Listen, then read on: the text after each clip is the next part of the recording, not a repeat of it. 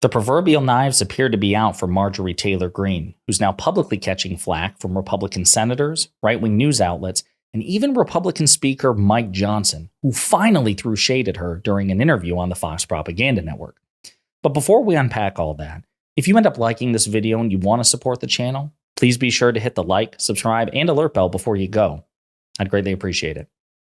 All right, friends, we're going to have a lot of fun with this. There are plenty of clips for us to look at, and it's another chapter of the MAGA Civil War. Marjorie Taylor Greene seems to have finally united a huge swath of the Republican Party and their allies against her. I mean, she's been inordinately influential due to her proximity to Donald Trump. She was pretty close with Kevin McCarthy when he was the Republican Speaker of the House. But as we've talked about, she's been the nemesis of Republican Speaker Mike Johnson, who's basically in the same position McCarthy was, right? The math hasn't changed. If anything, it's gotten worse for Johnson than it even was for McCarthy. And Mike Johnson, we're going to start with this clip first. He took it on the chin, mostly because he's kind of a spineless coward and, he doesn't really have the leverage to infuriate somebody as crazy as Marjorie Taylor Greene. But in his own dad kind of way, he gives off this like super Christian dad kind of way. He threw shade at Marjorie Taylor Greene during a recent interview on the Fox Propaganda Network. We don't have a functioning majority. When you can only lose one vote, if one person has a different idea, we don't. So it's like a coalition government? No, we're trying to prevent that. We're trying to keep the Republicans working together, and we've gotten better policy, better process, and we're getting things done. But it's very difficult when very individualistic, individual-minded Republicans don't want to move together as a bloc. So we're Who's moving. that, Marjorie Taylor Greene? I'm not going to name any names, Jesse. You know who they are. You have nightmares about her? No, I don't. I don't think about her at all. You don't think about her at all? Wow, I thought you guys were friends. That's what Mike Johnson said recently. I mean, within the past couple of weeks, Marjorie's a friend. I tried to text her. It seems that the friendship is truly corroding, right? And obviously, I mean, again, it's pretty low-key sass for Mike Johnson, but given Mike Johnson's background, I mean, my God, the guy has an app in which he and his son monitor each other's porn intake, right? So what he just said there on the Fox Propaganda Network is the equivalent of giving Marge the finger. But he's not alone. Republican senators, Republicans in the other chamber who don't have to deal with her directly, they're also getting infuriated and fed up with her antics. I think she's uninformed. She is a total waste of time. She is a horrible leader. She is dragging our brand down. She, not the Democrats, are the biggest risk to us getting back to a majority. I mean, he's not wrong, right? Marjorie Taylor Greene is a living monument. She's a golem of the Republican Party's inability to govern or seriously legislate or do anything meaningful or important. I mean, she's not alone. It's not just her, right? But she is almost as much as Trump himself, kind of the embodiment, the living example of what's wrong with the GOP. And again, Tom Tillis is fed up, but it's not just Tom Tillis. What do you make of people like Marjorie Taylor Greene going after Mike Johnson, trying to push him out for the speakership because of this decision? There's some folks who try and get themselves as many tweets, as many followers as they can, a lot of sound and fury signifying nothing. Was he talking about Marjorie Taylor Greene there or the true cult leader of his party, Donald Trump? Because that kind of applies to both. I say turn your angst toward the real adversary, your real political opponents, and it's certainly not Mike Johnson. I mean, my gosh, if he's not good enough, no one's going to be good enough. They need therapy, the therapy of being angry in some cases.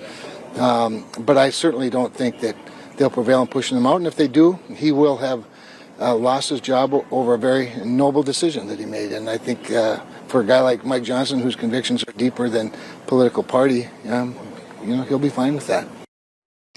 So obviously he's doing, Kramer there is doing a lot of sanitation of Mike Johnson, right? Mike Johnson delayed and dithered for 6 months on funding Ukraine's resistance against Russia. Okay, he's, again, as Democrats have pointed out, he doesn't and shouldn't get an award for doing the right thing and doing the right thing 6 months later, right?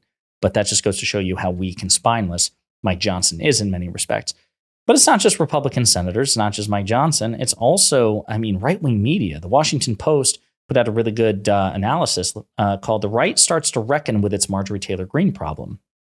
And we're not going to read the whole thing, but to briefly secure the job of House Speaker 15 months ago, Kevin McCarthy made concessions that cost him that job and continue to cost the GOP. McCarthy made it so that one member could force a vote to oust a speaker, right? That's the motion to vacate. And he gave the hard right significant power on a rules committee that now gums up the works for leadership. There might have been plenty more included in this bargain. The full scale of it was, for some reason, kept secret. High on that list is a more informal concession McCarthy made, legitimizing Marjorie Taylor Greene. McCarthy did so in the name of trying to wrangle conspiratorial right, the conspiratorial right she effectively leads. Increasingly, the right is starting to reckon with the predictable drawbacks of that, and they go into example, which we just played. But Greene's fights against Johnson and Ukraine aid, among other issues, such as banning TikTok, have also earned her increasing criticism from right-wing media. So we showed this one during a recent video. This is an op-ed on the Fox Propaganda Network. Marjorie Taylor Greene is an idiot. She is trying to wreck the GOP. That's from Liz Peek on the Fox Propaganda Network. Niet, New York Post trolls Moscow Marjorie Taylor Greene in Russian. Niet being Russian for no. The Wall Street Journal, which is also a right-wing publication, like the New York Post. Representative Mayhem Taylor Greene, the Georgia Republican, files to oust Speaker Johnson, saying he's in the arms of Democrats. And then even Newsmax, of all places. Opinion, who put Marjorie Taylor Greene in charge?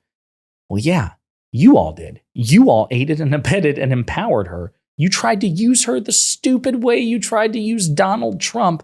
And look what it got you. Because if Republicans had any principles whatsoever, if elected Republicans had principles, if they really genuinely were conservative, they would have ousted and ostracized Marjorie Taylor Greene from the get-go rather than legitimize and try to use her. Newsmax, Fox News, the Wall Street Journal, the New York Post, Mike Johnson to some extent, Kevin McCarthy to some extent, Donald Trump, they all played a role.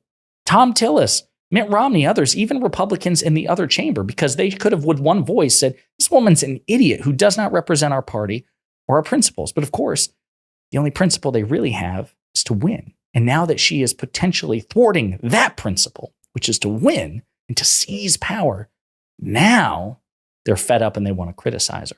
I love this. This is a great civil war with MAGA. Listen, if we had a good faith Republican Party, like in the West Wing, right? A work of fiction that could work bipartisanly in good faith with the Democrats to produce meaningful benefits for the American people, then I would celebrate, a Republican Party like that.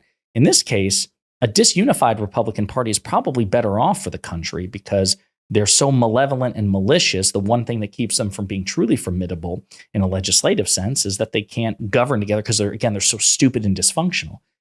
And it's also an election year, which means Democrats, all of us, can use this to our advantage to show the American people that even if they're conservative or moderate, even if they disagree with a liberal or much less a progressive agenda, that they're still better off voting for Democrats because at least with Democrats, we can actually govern competently and effectively and produce better benefits for the American people rather than what Marjorie Taylor Greene wants to do is just, again, remove speakers in ways that don't change the math, try to impose their wildly unpopular will on the Democrats in Congress and the Democratic president and just fail and fail and fail again. So maybe if you're an eligible voter and you're a conservative or moderate, you're better off voting Democrat in November. Let me know what you think in the comments.